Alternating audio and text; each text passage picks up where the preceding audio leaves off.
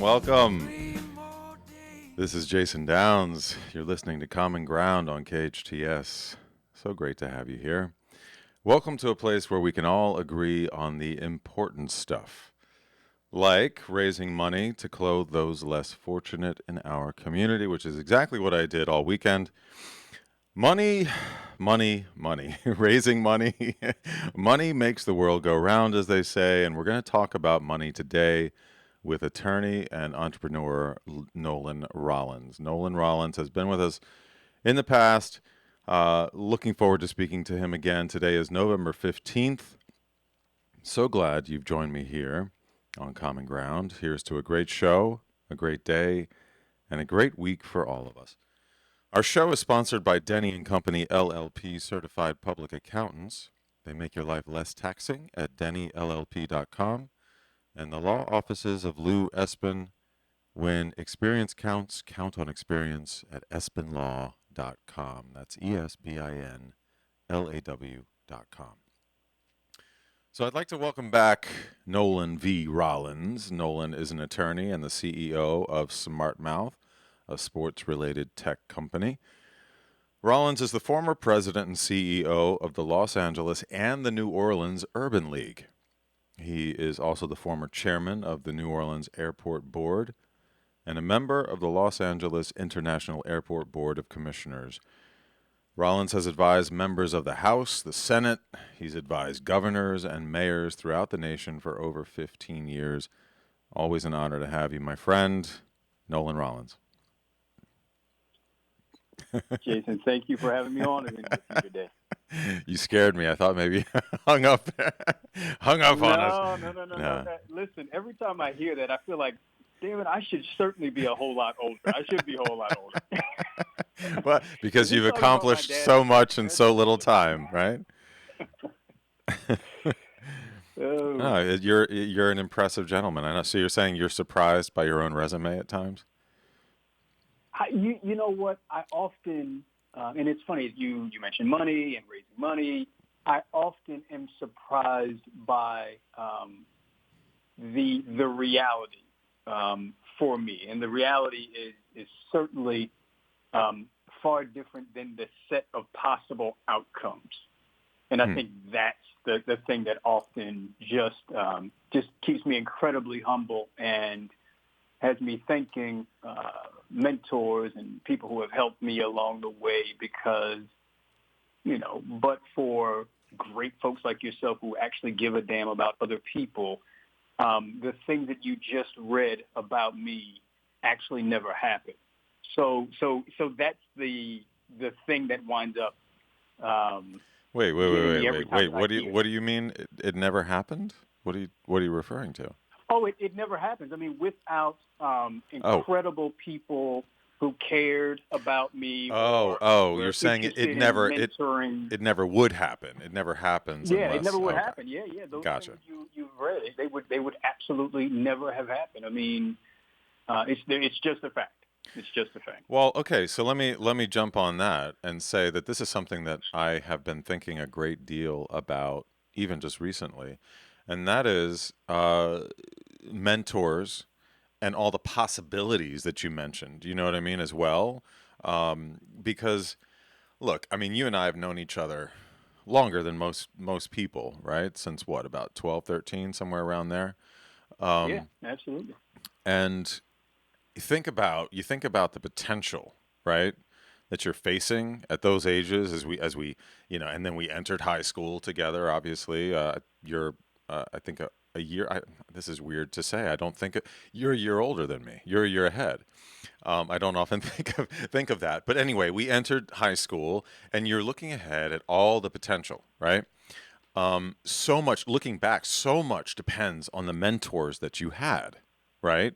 In high school, certainly, but really even beyond, right? And all the potential that one holds. And I look at you and I feel like, okay, you really maxed on all of those, and you haven't even reached all of them yet. You know what I'm saying? We'll talk about some of that today in regards to money, and we're going to talk about billionaires too. I want to talk about billions of dollars today, and your perspective on that. but again, just to finish this point and hear what you have to say about it, I kind of feel like, from my perspective, examining my life, retrospect, all of that, that I don't feel like I had the right mentors. Certainly not at key points in my decision making process, in my path. Had good people, had smart people even, that I was looking to, but they may not have been smart in the ways that I needed them to be. Meaning, I might have been asking them about something or asking them for direction on certain things that they just weren't experts on. That that just wasn't their area of expertise necessarily, and they were giving me their best advice from their perspective. But there's a whole lot of luck involved with that too. I mean, I was in the music industry. I've been very close to very successful at times in my life, and I'm very grateful for that. But had I had d- different mentors, and had I even known that I needed better mentors, do you know what I'm saying? So I'm not blaming anyone. That's another thing I want to make clear. I take responsibility because I didn't really know either. I didn't know that I needed better advice or didn't have the best mentors in this area or that area. So anyhow, I don't mean to go off on that too much, but I feel like it ties in a little bit because we talk about the kind of potential that we have, and I think a lot bears on that. The advice that we listen to. And I'll just finish with this, because a lot of the advice that I asked for, even, and got, or took rather, okay, was also sort of a confirmation bias that I was looking for myself to go in a direction that I wanted to, rather than what probably would have been best for my career or what would have been best for my, bank account eventually. Do you know what I mean? There's so many of those things along the way that we can look back on now. Anyhow, what are your feelings on on that diatribe? No, I listen. I'm following you completely. Listen, you can love someone and be a terrible mentor, Yes, and you can be a great and mentor believe and in not them. love that Yeah, person. and believe That's in right. in that person. Yeah. Hmm. That's exactly right.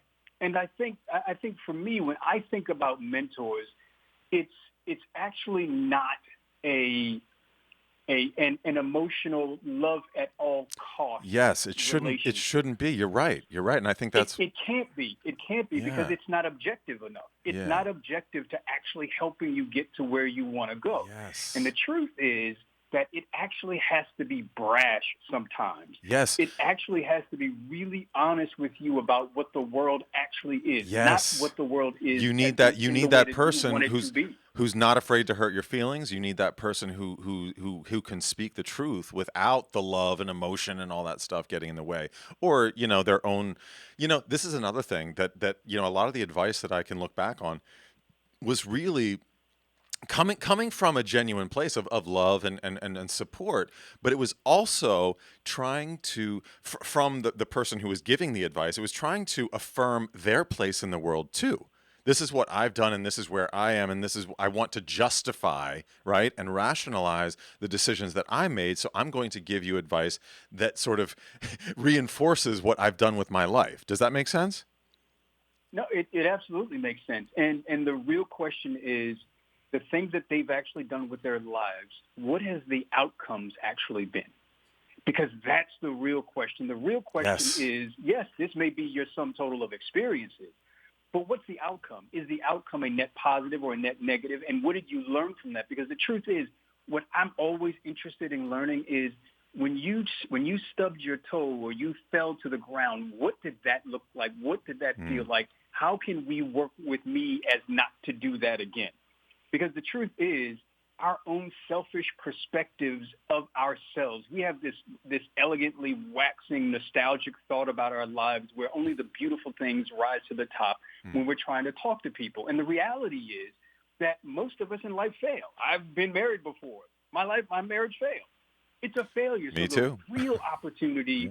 for someone is how do you help them to actually navigate around the pitfalls that you've had and not make it about your own self-aggrandizement, not make it about you as this great mentor who do all of these great things. Nobody needs that. They Mm. actually don't need that because it frankly doesn't give you the kind of perspective that is going to be a really honest perspective, because the truth is a great mentor allows you to stand on their shoulders, not start where they started. That's such an excellent point. So I feel like what I've come to here pretty late in my life, I guess, and hopefully it's not too late. I don't believe it is. I don't believe it's too late.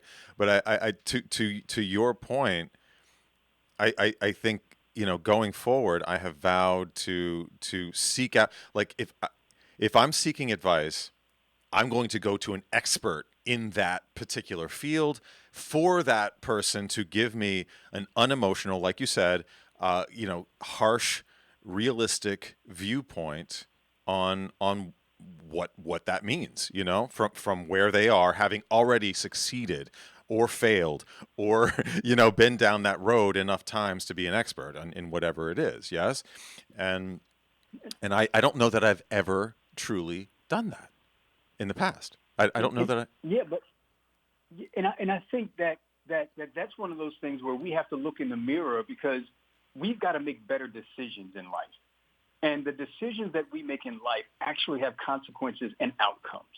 And if we don't make the appropriate decision or ask the right questions, we're never going to get the right answers. Mm-hmm. Because the truth is that if you go to someone with a question that you don't even know that they've had the experience on, we're actually being incredibly selfish, because we're going to put that person in a box that either makes them manufacture an answer yes. or puts them in a box where they actually have to give you an answer that they feel uncomfortable with, because we should have known that they haven't done it. So, yes. As people who look for mentors or look for sponsors or people who are looking for answers, we have to take responsibility for that search.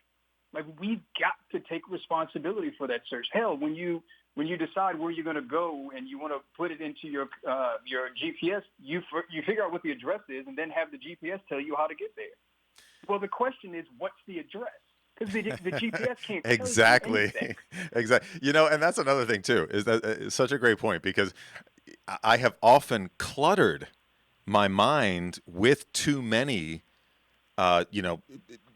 people giving advice, as well, to that end. So it kind of makes it, some people think you turn left here and then go right, and some people think you turn right and then go, whatever it is, to use your analogy.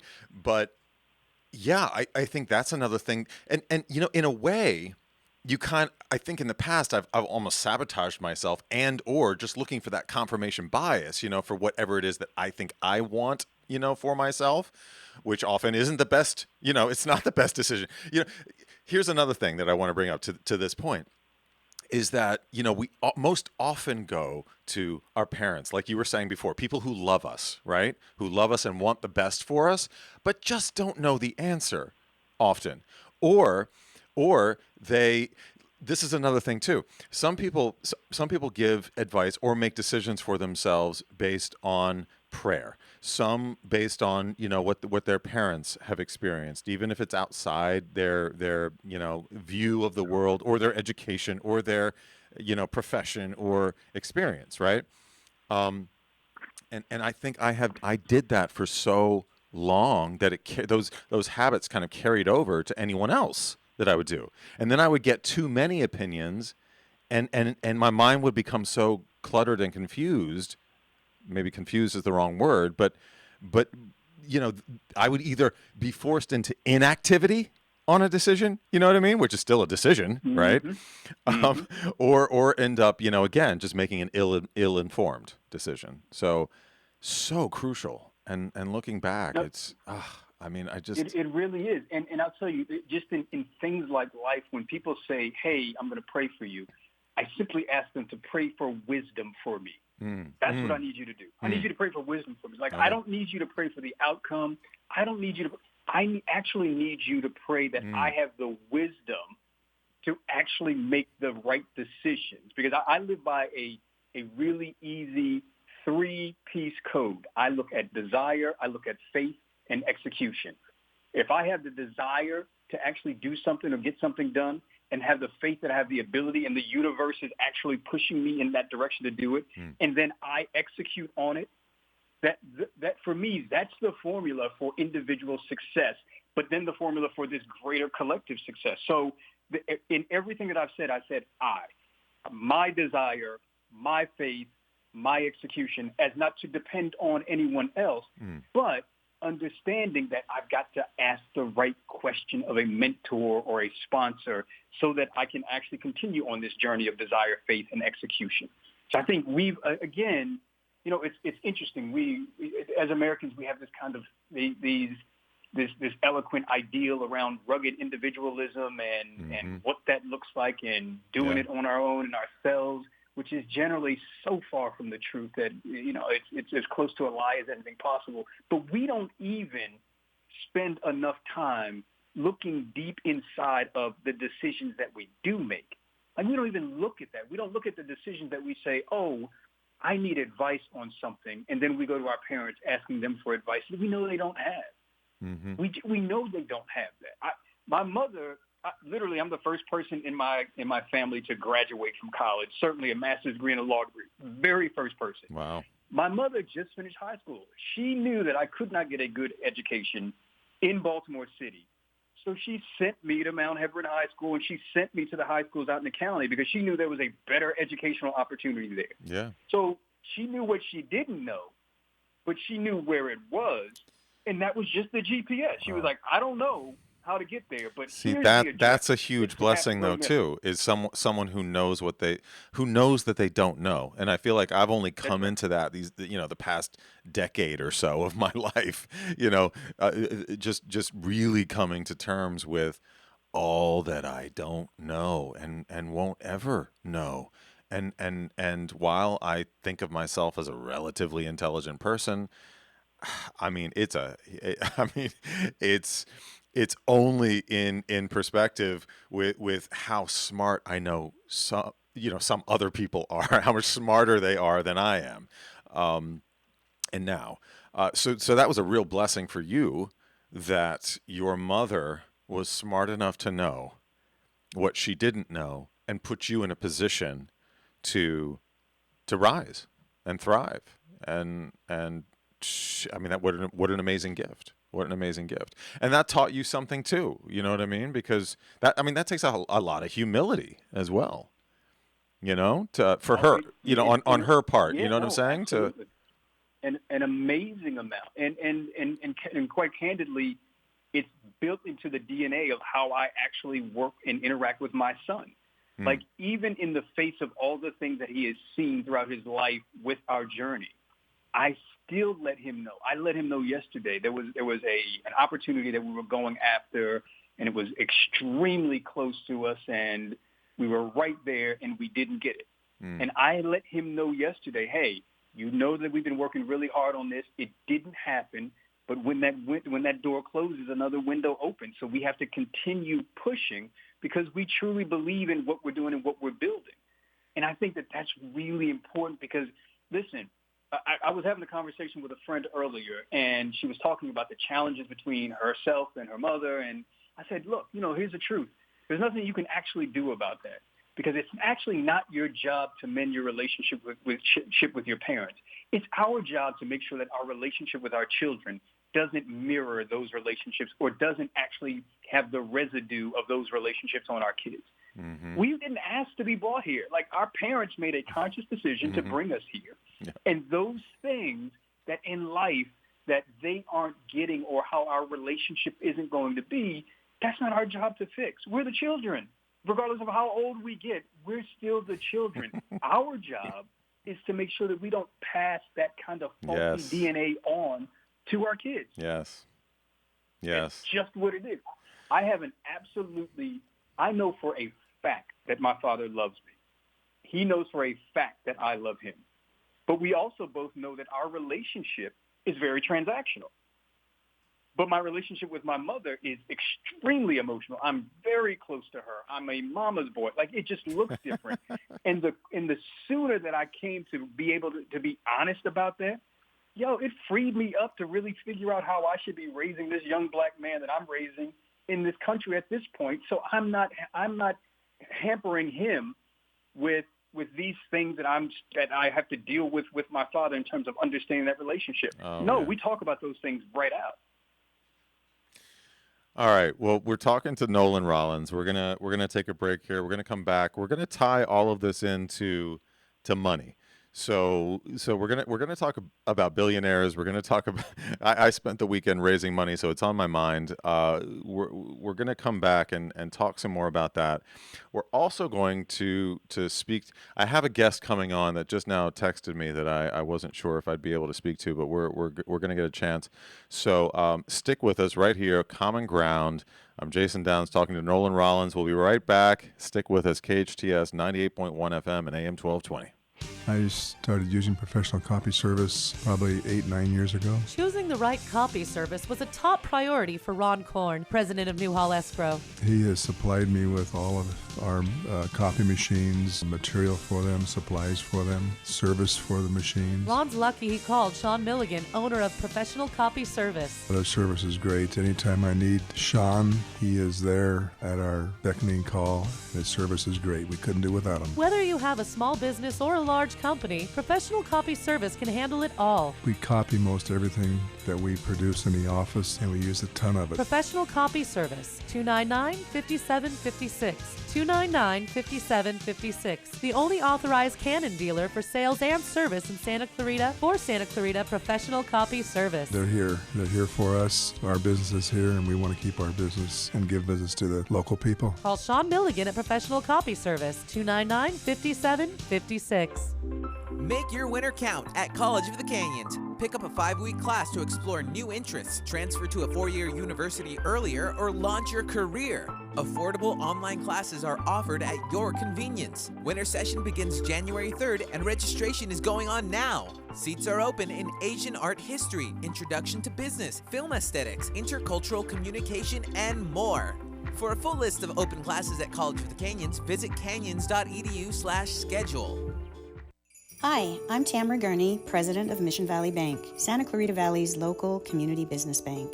It's been a challenging 18 months, and as we approach the holidays, our bank is pleased to bring you some holiday music in the hopes of uplifting your spirits and spreading some joy during this season. I'd also like to invite you to visit us at our branch located at 26701 McBean Parkway, across from the town center, to meet our amazing team.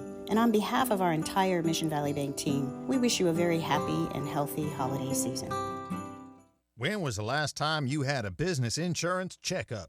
That long, eh? It's most likely Glenn Terry time for you and your business. Glenn Terry has been a Santa Clarita resident since 1980 and has deep roots in the community. 22 years in the insurance industry, a trusted commercial insurance specialist with LBW, licensed in 50 states. There's nobody I'd trust more. Call Glenn Terry today and set up your free business insurance checkup at 661-702-6005. Glenn Terry sticks to the mission, not the co-mission. Yeehaw! Your hometown station, KHTS.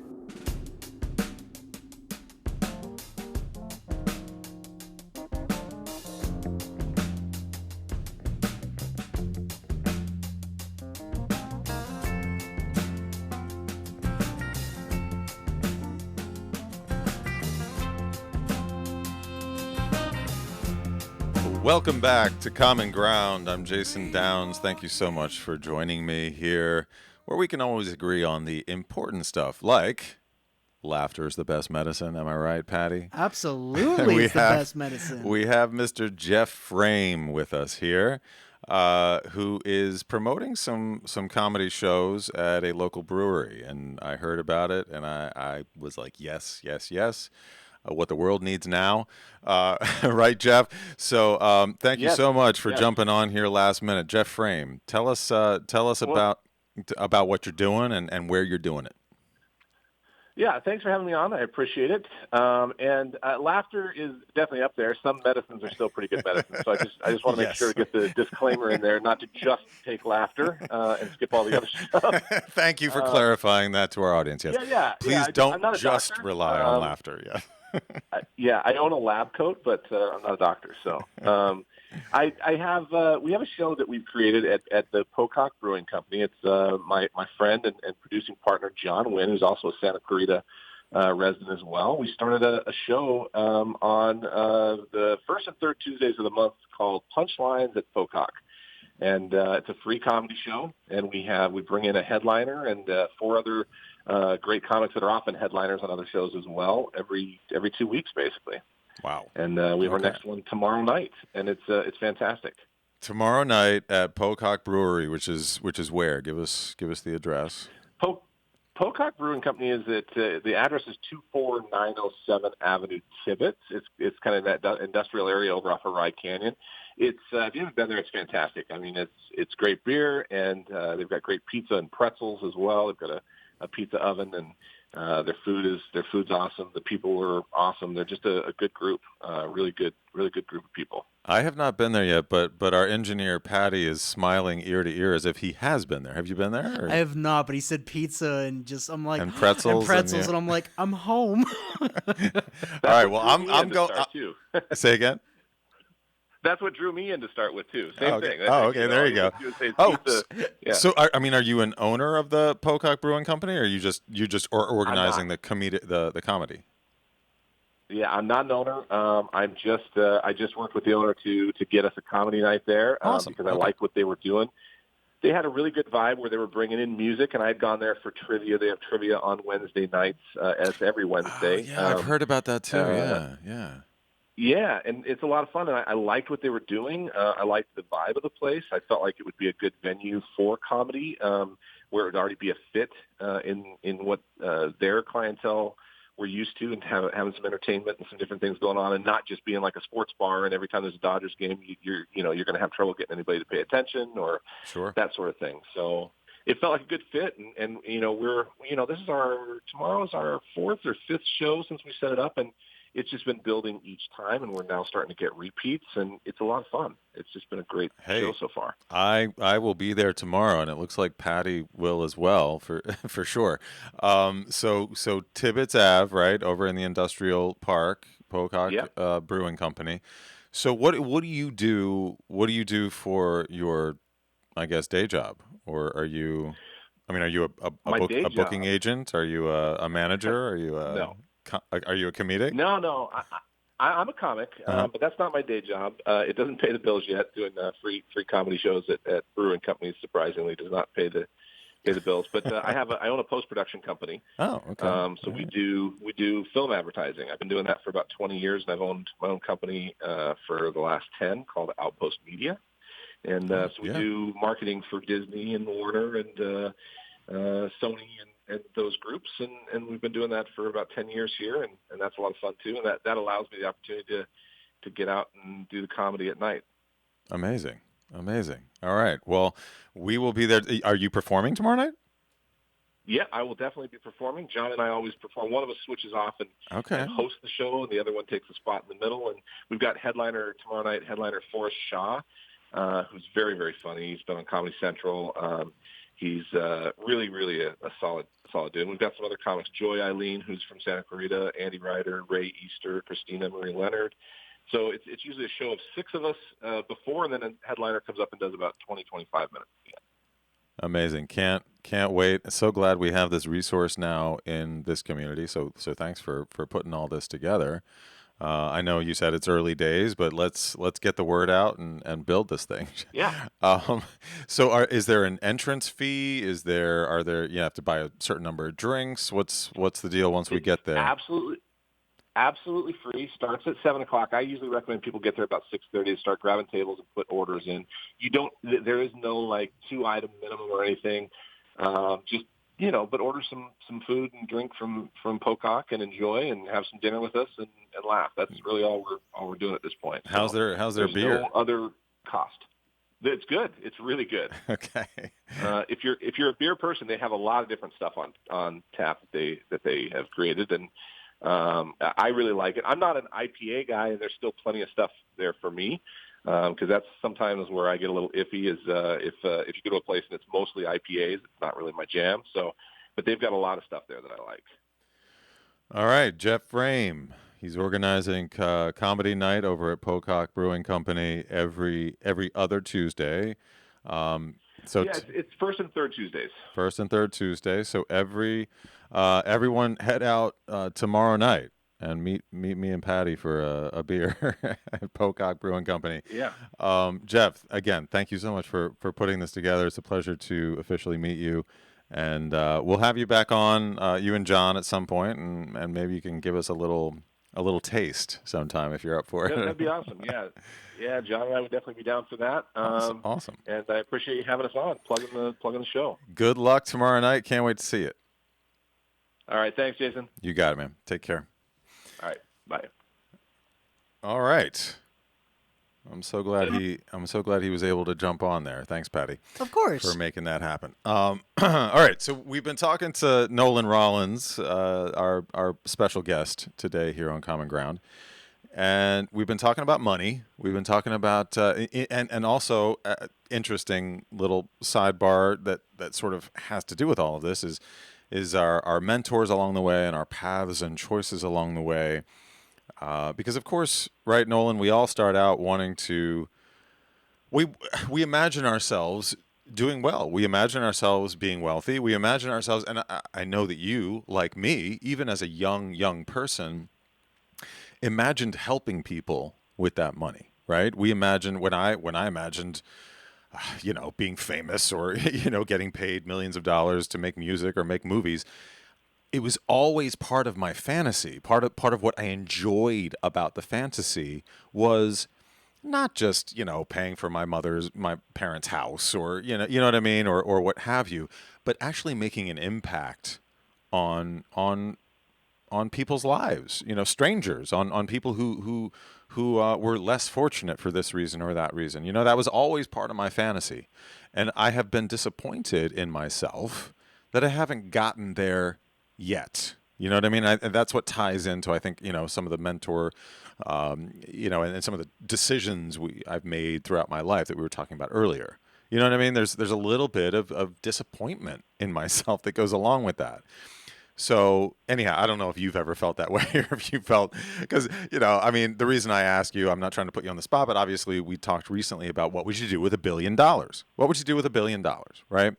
So why don't you tell us where you stand in this journey, and what what does it mean? What does it mean for someone like you if you eventually get to that place where you have that kind of money at your disposal? Yeah, so just a couple things. One, I agree with you 100% just in terms of there was just a group of us, I feel like when we were young, we always knew that helping people was absolutely going to be a part of who we were. Mm-hmm. And it was always about figuring out how. Like, I'm clear that that's how I wind up building urban leagues around the country that are focused on economic development for people who are underserved or people who have been marginalized. Like, I know that kind of nature that was born in me very early is the reason that I wound up doing the work that I've done that I did for many years. When I think about money, it's for me, it's less what money is and more what the perception of money does.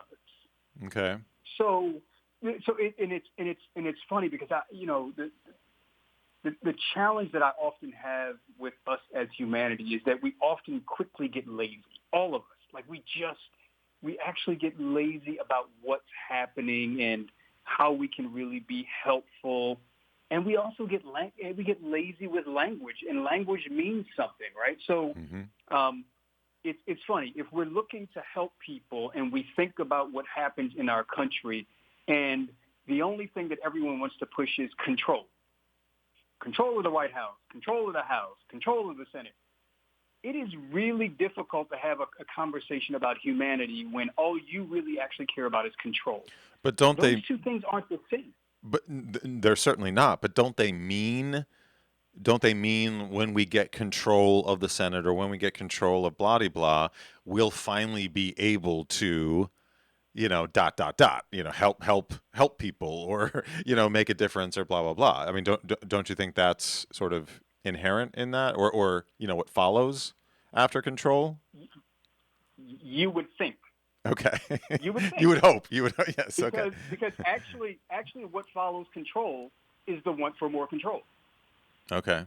right? So just think about the cycles, like the cycles that we wind up living in. So for me, there's never a surprise that one party's in office, then the other party comes back and they get in office. Like it's the cyclical nature of how humanity works. And for us to actually think that it's going to change is for us not to actually look at how history has told us over and over again, no, actually, that's not how things work, particularly if you're only focused on control, if you're only focused on those kinds of things. So for me, it's not what $1 billion is. It's what $1 billion can do. And it's not just the money, right? So Elon Musk, when Elon Musk sells X number of his Tesla stock, it means something. When he buys cryptocurrency, it means something. And all these things they're signals that wind up pushing human behavior. And the challenge that I have been wrestling with over some time is I've spent time at the grassroots, at the grass tops, in large governmental structures. I've seen it all in the private sector. I've seen everything from top to bottom. And the really interesting thing is that the beast continues to feed on itself because it actually doesn't know anything else. So for me, when I see resources, the question always for me is, what is it that you're actually doing with those resources? Like, what are you doing? Like, are you using those resources to get more resources or actually using those resources to make a difference? And here's the thing. If you're getting those resources to get more resources, bully, fine on you, pay your fair share, all that good stuff. For me, the notion of having resources actually allows me to say, you know what, this has not worked for 200 years. We continue to do it the same. I'm going to put my money where my mouth is and work on education in this way. Or this has not worked. So for me, it's less about what $1 billion is or what resources are and more about how you deploy them in a way that's actually going to make a difference, where I'm not looking for continuous control, right? I'm not trying to move a media cycle or a political cycle that's about control the next time around. When all you can think about is keeping your power, the people can never be at the front of your ideals. So you're talking about, even though you. Sorry, so you're talking about being in that position and yet somehow remaining completely selfless is kind of the key? Oh, no. Yeah, no, I don't think you have to remain selfless. Okay. I actually think that if you have a passion for making a difference, whatever that difference is, like I'm not even telling you what your difference should be. It's all up to you. Like I'm not going to tell you how to spend your money because I don't want you to tell me how to spend mine. I'm not going to tell you how to spend your time because the vice versa.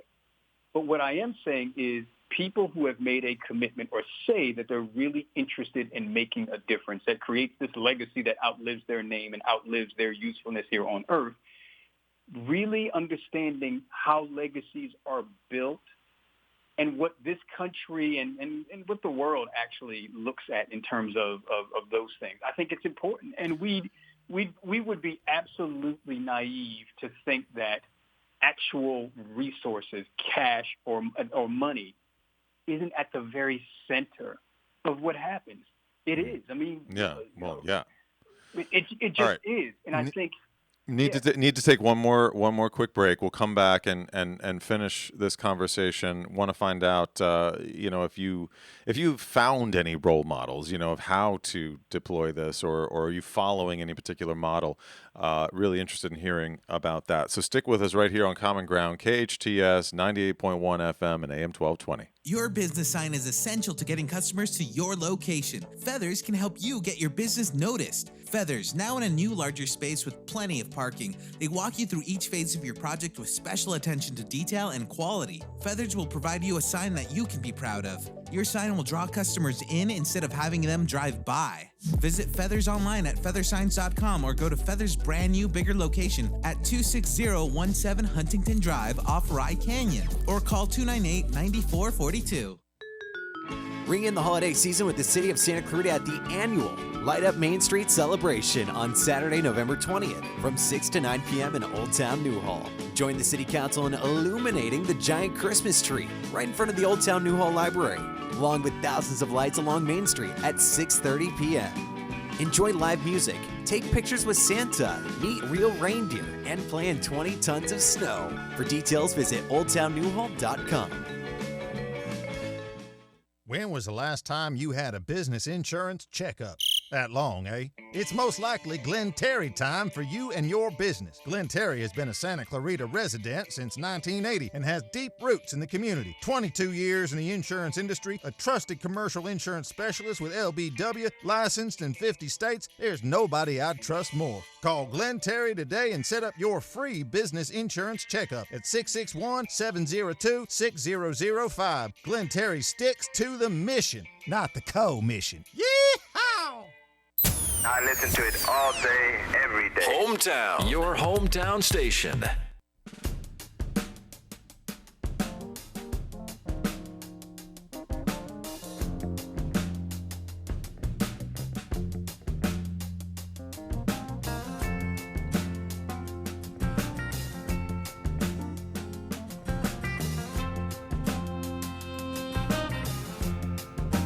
Welcome back to Common Ground. I'm Jason Downs. So glad to have you.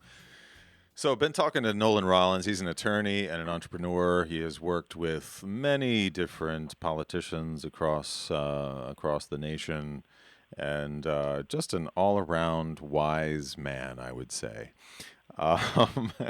and dear friend. So anyhow, we've been having a really interesting conversation. I want to read something to you, Nolan. Not only, first of all, today in history, this is kind of an interesting tie-in. Today in history, November 15, 1867, the first stock ticker was unveiled in New York City. This was the advent of the ticker, ultimately, which revolutionized the stock market by making up-to-the-minute prices available to investors. Because prior to that, information from the stock exchange in New York, which has been, by the way, been around since 1792. Which I don't think I quite fathomed that. 1792. Anyhow, all the information was dispersed via mail or messenger, which, I guess isn't that surprising. But, when you think of where we are today, talking about billions of dollars. So also wanted to tell you this. According to the Economic Times, this is from the issue of June 25th of this year, of 2021, there was one particular individual who donated, I think has donated the most money of any other human being on the planet, with a total of $102.4 billion donated. He's from India, and his name is Jametsiji Tata, if I'm pronouncing any of that correctly. 102 billion in donations. Now, of course, second in line so far is Bill and Melinda Gates. They're at 74.6 billion, and they only started their journey in 2000. So they've been doing it for 21 years now, and they've reached 74.6 billion. Do you know someone named Henry Wellcome? Henry Wellcome. He's again from the 1800s, but he contributed $56.7 billion over his lifetime. He founded a pharmaceutical company, Burroughs Wellcome and Company, with his colleague Silas Burroughs. But that was 1880. 1880. I didn't realize that there were billionaires even in the 1800s. Not much less someone so rich that they could donate 56 billion. Anyhow, I was kind of blown away by that. Next in line is Howard Hughes at 38.6 billion, Warren Buffett at 37.4 billion, which interestingly he gives most of his to Bill and Melinda Gates, so that tells you something. Anyhow, don't need to go too far down that rabbit hole, but just some interesting thoughts there. There are some generous billionaires out there, to our point earlier, that what these people do with control, you know what I mean? And the types of people, I guess, that do good things with that control, that we were talking about.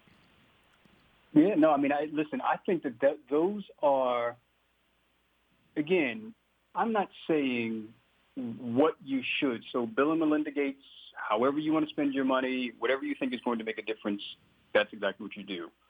Henry Wellcome, all of those. I think it's amazing to do those things. I'll just add this little piece. I think it was 1792. The Buttonwood Agreement was actually signed. 24 men made a decision how the New York Stock Exchange was going to be created. Mm-hmm. They would only trade with each other. It was written on a half a sheet of paper. That's how the New York Stock Exchange is created. 24 men, Buttonwood Agreement, New York. They say we're only going to trade with each other. They're trading in commodities. They're trading in insurance. They're trading in banks at the time. And where you wind up seeing this real incredible wealth being created. So for me, it's not surprising that those kinds of things happen, because the truth is they happen in these kinds of isolated pockets where, frankly, when you look at the Carnegies, the Fords, the Rockefellers, and all these are captains of industry in these single areas, and they really dominated those industries, making hundreds of millions to billions of dollars. I mean, U.S. Steel was started with $600 million that was paid. That Carnegie actually did the deal that actually got that done. So, that kind of money has always existed, and I don't even mean in billions today. I mean, it's actually always existed. And the question always really is what do people do with those dollars, and how do they make humanity more human, if that's what their interest is? Because, again, I'm not going to tell these folks how to spend their money. But what I would simply say is my ethos is that a road to $1 billion for me looks different because of what I think and how I would want to intentionally use that money in terms of impacting and creating real opportunity. And I don't want to be myopic. I'm going to be very specific about that. I actually think that we spend far too little time thinking about economic development, business development, and kind of long-term opportunities where people can actually build something themselves.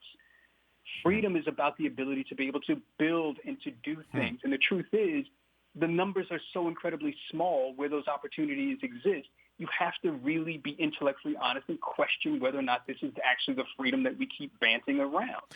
So I would be very specific about how I look at any resources that I have, whether it be time resources, intellect resources, or dollar resources. And so I just think, if you had those resources, that's what you would do? I mean, that's one of the things I was curious. Absolutely. So you would be focusing on so to speak, teaching people to fish for themselves, kind of thing. No, absolutely.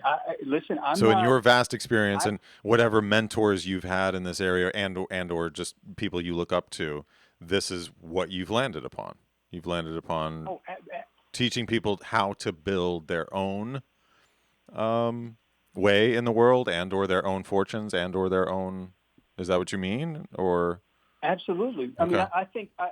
Listen, I think the reason that love that I wind up moving so quickly in my own professional career was because those were the kinds of lessons that I learned very young.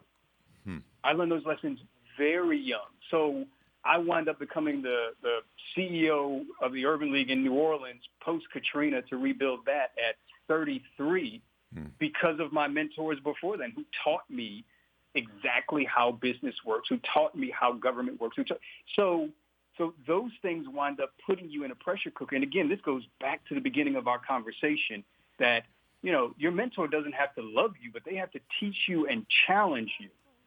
And if they teach you and challenge you, the actual outcome. Now, again, a lot of that depends on what we do with it, because the truth is, I absolutely believe in what we as individuals need to do to actually get it done ourselves. There is no Superman that's coming. It's not going to happen. That's all the time we have, but let me say I look forward to the day that you have control of $1 billion, my friend. We want to thank our sponsors, Denny & Company, LLP. We want to thank our sponsor, Lou Westman at the law offices of Lou Westman. And, of course, our amazing guest, Nolan Rollins. As always, the staff here at KHTS, the owners, Jerry and Carl, our fantastic engineer, Patty. A pleasure to have you here on Common Ground, where we can always agree on the important stuff. I'm Jason Downs, and you're listening to KHTS. Until next time, stay safe, stay informed, and stay optimistic.